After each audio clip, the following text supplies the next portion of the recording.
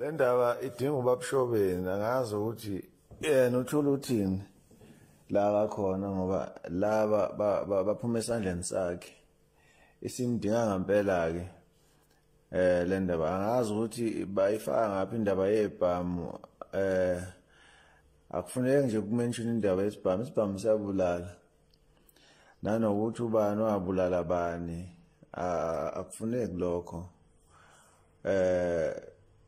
siyayivala lento nesicela ukuthi mina njengosiMamoza ubheke noMaskand abalandeli bengayingeni ngoba izobhebhethezeka siyacela nje bafowethu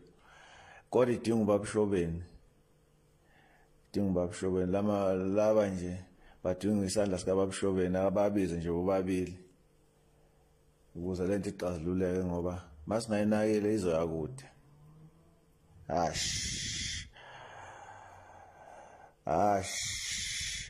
abantu abo befane noMthandeni Igcokama elisha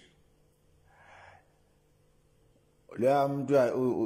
une izandla bafowethu sekwaphelela lapho ukuthi nje phaqa ngesandla uMthandeni ayikhuluma indaba yesibhamu ngeke ufika mayedini ufika ngezandla jaho umuntu nje ngempama kuphelele lapho futhi yilonto kufuneka yenziwe bafethu mawukuthi sesekuze kuyeqa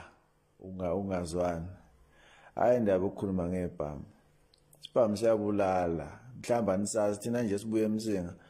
siyazi ukuthi isibhamu siyabulala futhi asibulala umuntu oyedwa siqeda abantu abaningi kabi so akumusa ukukhulunywa ngebhamu nina nobabili ibhamu nje asifuni nje nimention igama lesibhamu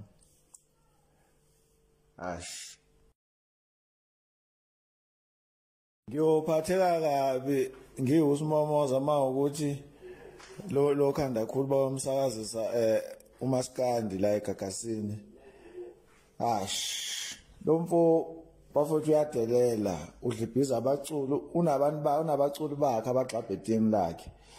bese bulala igama labanye abaculi bulala amagama onjoko amagama othozani langa uyagxeka uyazazi ukuthi semehlweni abantu bazoyithatha into akayishoyo so akamusu ukuthwala ekhanda lokho lezi imbici lezi yopusi phela sikuvumele ukhulume ngoMaskand ngathi ukhuluma namakhosikazi akho